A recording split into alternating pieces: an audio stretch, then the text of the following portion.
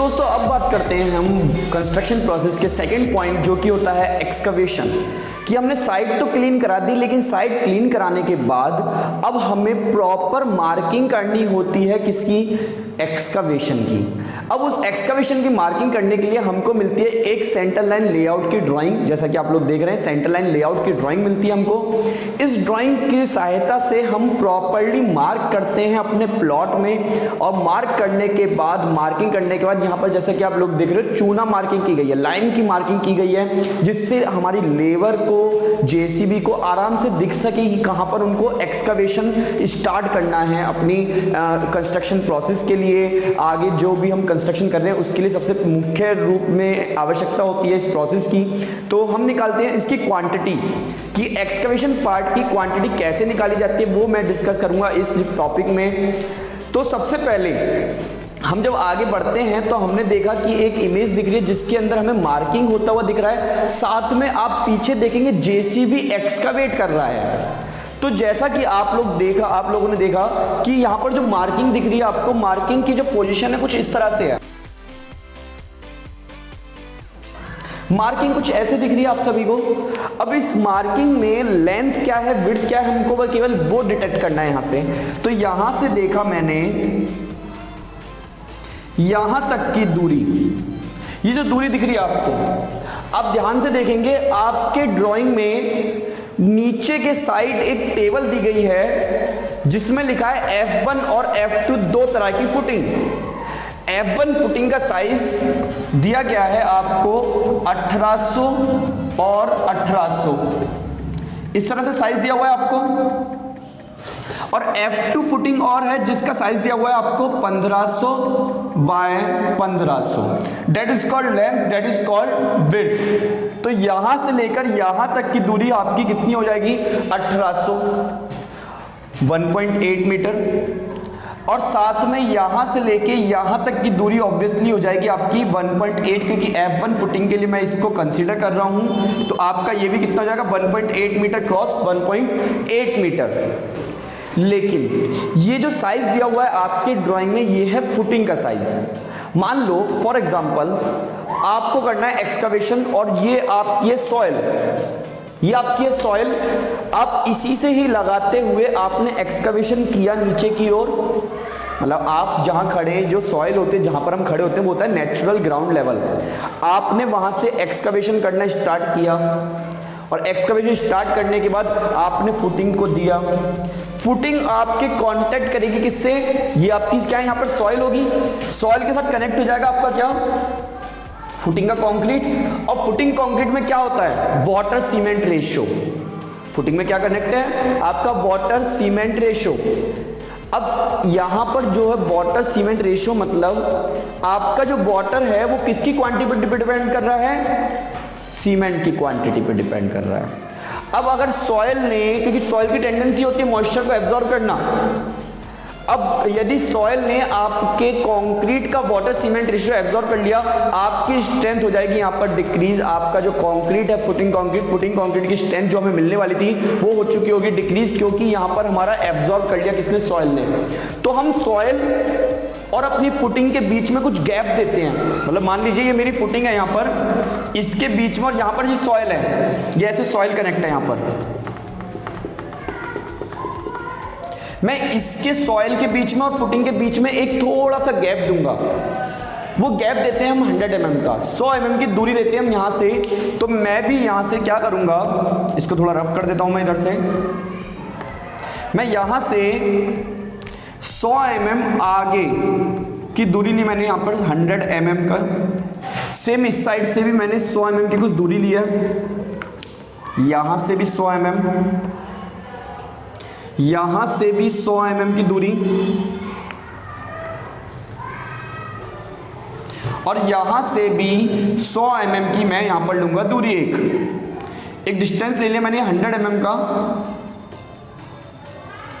अब जो मुझे एक्सकवेशन करना होगा, देखो सॉइल अब कहां होगी मेरी? ये एक मेरा हो गया यहां से, ये सेकंड वन हो गया, ये मेरा third one, and this is fourth one. ये जो डॉटेड लाइन में आप देख रहे हैं, इतने पार्ट में करूंगा मैं क्या, एक्सकवेशन अब, और यहां पर मेरी सॉइल है। अब सॉइल दूर होने की वजह से किसी भी तरह का मेरा फुटिंग कंक्रीट सॉइल के संपर्क में नहीं आएगी, जिसके कारण यहां पर एक गैप जनरेट कर दिया मैंने।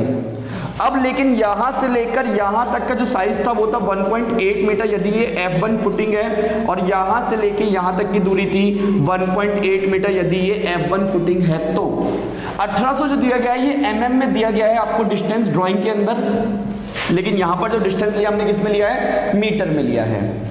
अब इसके बाद आपका जो लेंथ हो जाएगा वो कितना होगा, यहां से लेके यहां तक की दूरी आपकी लेंथ होगी। देखिए ये दूरी थी 1.8 मीटर, यहां पे आपने 100 mm इज 0.1 मीटर, और this is also 0.1 metre. 1.8 plus 0.1 plus 0.1 that is 2 metre, and this is also, यहां से लेके यहां तक की दूरी है 1.8, यहां पर भी 0.1 एक्स्ट्रा, यहां पर भी 0.1 एक्स्ट्रा, क्योंकि 100 mm मतलब 0.1 मीटर।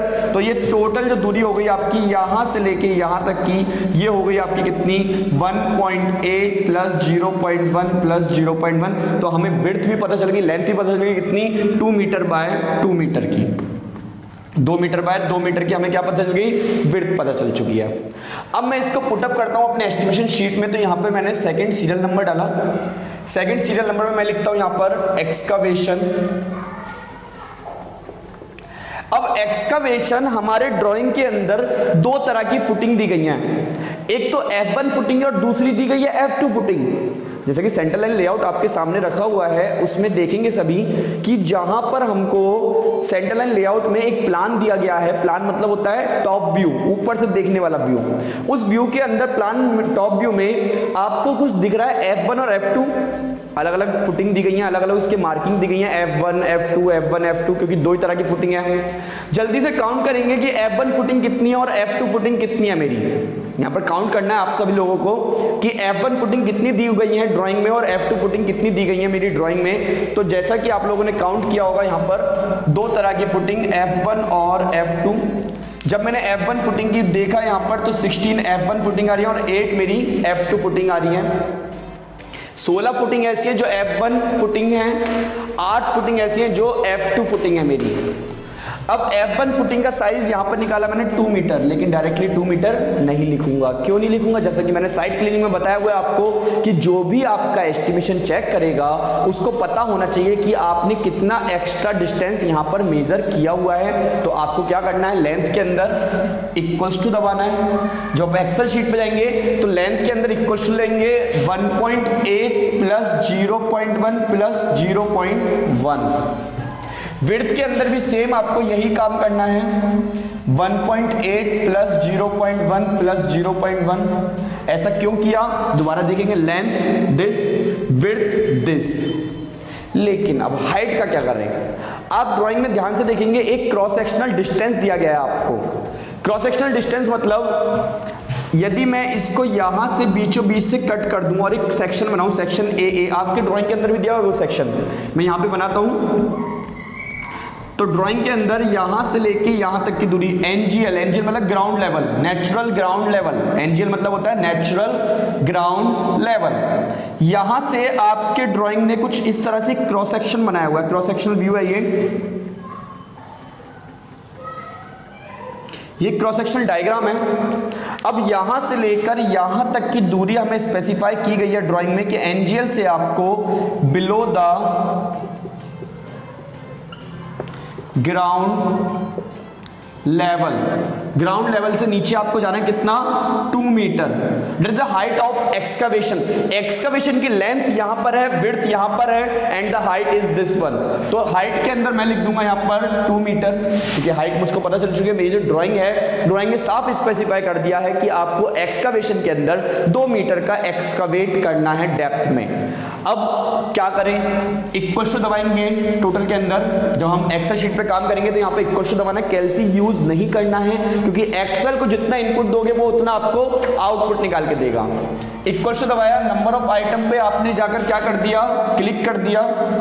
मल्टीप्लाई का साइन, लेंथ पे जाके क्या किया आपने, क्लिक किया, मल्टीप्लाई का साइन, विड्थ पे जाके आपने क्या किया, क्लिक किया, हाइट पे जाके क्या किया आपने, क्लिक किया, देन कर दिया आपने एंटर। आंसर जो निकलेगा किस में निकलेगा आपका, क्यूबिक मीटर में निकलेगा। आंसर क्या निकलेगा आपका, क्यूबिक मीटर में। ये सॉल्व हुआ हमारा F1 फुटिंग के लिए, लेकिन F2 फुटिंग भी है मेरे पास। आप लोग ध्यान से देखो, क्योंकि F2 फुटिंग आप सभी लोग ही सॉल्व करने वाले हो। F2 फुटिंग के लिए जो हमें फुटिंग का साइज दिया है वो कितना दिया हुआ है फुटिंग का, नीचे एक टेबल दी गई है, ध्यान से देखेंगे नीचे एक टेबल दी गई है F2 फुटिंग के लिए, वहां पे साइज दिया है 1500 बाय 1500। क्या करें 1500 बाय 1500 का, 100 mm एक्स्ट्रा करेंगे चारों साइड से। जब चारों साइड से 100 mm एक्स्ट्रा करेंगे तो क्या हो जाएगा, 1500, 100 इधर 100 इधर, कितना हो गया 1700 mm। सेम 1500 इधर 100 इधर 100 इधर, कितना हो गया 1700 mm हो गया। तो 1700 mm को कैसे लिखेंगे, आप डायरेक्टली लिख सकते हैं क्या, नहीं लिख सकते डायरेक्टली। क्यों, क्योंकि जो भी आपका एस्टिमेशन चेक करेगा उसको पता होना चाहिए कि कितना डिस्टेंस आपने एक्स्ट्रा कंसीडर किया है। तो यहां पर इक्वल टू दबा के 1.5 प्लस 0.1 प्लस 0.1, सेम यहां पर इक्वल्स टू 1.5 प्लस 0.1 प्लस 0.1। जब एंटर करेंगे तो यहां पे आपका आंसर आएगा कितना, 1.7। अब हाइट ऑफ एक्सकवेशन तो सेम रहेगी हमारी, क्योंकि जो भी फुटिंग है वो तो है तो हमारे प्लॉट में। तो height of excavation is 2 metre. फिर इक्वल टू दबाएंगे यहां भी, same number of item is this one, multiply length is this one.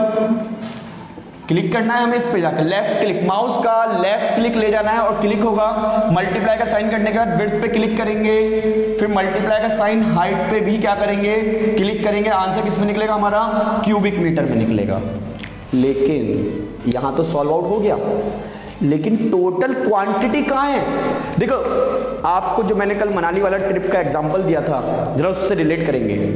Manali वाले ट्रिप में क्या लग रहे थे, आइटम्स लग रहे थे। ये भी क्या है, बिल्डिंग में के आइटम्स है, दैट इज एक्सकवेशन। इसकी भी तो क्वांटिटी निकलेगी यहां पर, लेकिन ये जो क्वांटिटी निकली है इंडिविजुअली फुटिंग की निकली है, लेकिन टोटल एक्सकवेशन की क्वांटिटी क्या होगी, क्या होगी टोटल एक्सकवेशन की क्वांटिटी। इन दोनों को क्या करना पड़ेगा, ऐड करना पड़ेगा। कैसे ऐड करें, इक्वल टू दबाएं, दिस प्लस दिस, ऐसी करेंगे। लेकिन ये हमारे लिए क्या हो गया, हार्ड वर्किंग हो गया। हमको क्या करना है, स्मार्ट वर्क करना है। अपने काम को जितना आसान कर सकते हैं उतना हमारे लिए आसान होगा। अब हम कैसे करें, मैंने आपसे पहले कहा है हमें एक्सेल को इनपुट देना है, आपको रिजल्ट आउटपुट जरूर मिलेगा। अब कैसे करें, एक ही स्टेप में इसको खत्म करते हैं हम। देखिए एक कमांड होती है एक्सेल में, ऑल्ट की होती है आपके कीबोर्ड में, ऑल्ट की होती है।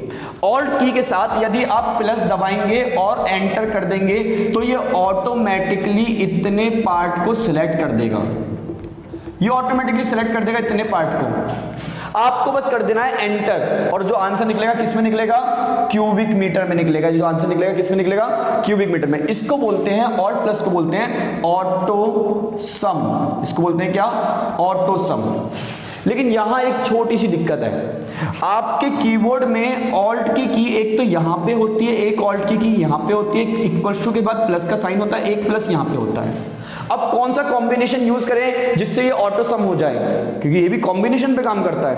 आपका एक तो जो पहली स्टार्टिंग वाली ऑल्ट की होती है, एक तो इसको ये क्लिक करना है और देन आपको इस वाले प्लस के की को यूज करना है। ये वाला ऑल्ट आपको यूज नहीं करना, ना ही ये वाला प्लस आपको यूज करना है, क्योंकि कॉम्बिनेशन इन दोनों के साथ हुआ है। ऐसा क्यों, क्योंकि ऑल्ट इज द प्राइमरी की and plus is the secondary की इन दिस की। इन दिस की प्लस इज अ प्राइमरी की। कभी भी प्राइमरी की काम नहीं करेंगे, प्राइमरी एंड सेकेंडरी की ही यहां पर काम करेंगे। इसलिए यहां पे ऑटो सम के लिए जो फॉर्मेट बनाया गया है वो कुछ इस की के साथ कॉम्बिनेशन के द्वारा बनाया गया है। अब इसके बाद एक लाइन और लिखनी होती है हमको। वो लाइन क्या लिखनी होगी, वो लाइन लिखनी होगी टोटल क्वांटिटी ऑफ एक्सकवेशन की। एक्सकवेशन की टोटल क्वांटिटी क्या आई है मेरी। तो मैं यहां से थोड़ा सा रफ करता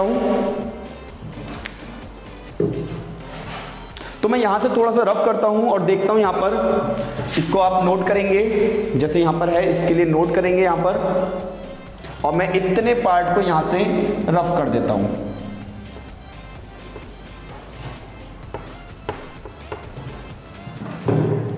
यहां पर लिखना है आपको total quantity of excavation, excavation की टोटल क्वांटिटी। आप सभी लोगों ने एक वीडियो फॉलो की होगी जो कि है एक्सेल की वीडियो मेरी। उस वीडियो में आपको एक तरीका सिखाया गया मर्ज एंड सेंटर करने का, तो आप लोग वहां से सीख चुके हैं मर्ज एंड सेंटर। एक बार फिर से रिकॉल करता हूं मैं, क्या है वो मर्ज एंड सेंटर। ये अलग अलग सेल में लिखा हुआ दिखा होगा आपको, लेकिन ये पूरा एक ही तो सेंटेंस है। इस पूरे एक सेंटेंस को एक ही सेल के अंदर, देखो एक्सेल में ये क्या होता है, सेल होती है, इनको बोलते हैं सेल। ये जो होते हैं इनको बोलते हैं सेल। ये दो डिफरेंट सेल हैं, लेकिन मुझे इन दोनों सेल को एक बनाना है, ऐसे बनाना है इसको। तो क्या करना पड़ेगा, सबसे पहले इन दोनों सेल को सेलेक्ट करना पड़ेगा। क्या करना पड़ेगा, सेलेक्ट करना पड़ेगा। क्या करना है, सेलेक्ट करना है। सेलेक्ट करने के बाद एक ऑप्शन होता है किसका, मर्ज and centre. Merge and centre, तो मुझे ये भी करना है। तो मर्ज एंड सेंटर करते ही ये दोनों सेल क्या हो गई, एक हो गई। अब एक सेल के अंदर मैं एक सेंटेंस इजीली लिख पाऊंगा। सेम आपको यहां भी यही काम करना है। आपको जितने रिक्वायर्ड स्पेस में, ध्यान से सुनेंगे, जितना रिक्वायर्ड स्पेस आपको चाहिए उतना स्पेस आपको करना पड़ेगा सेलेक्ट।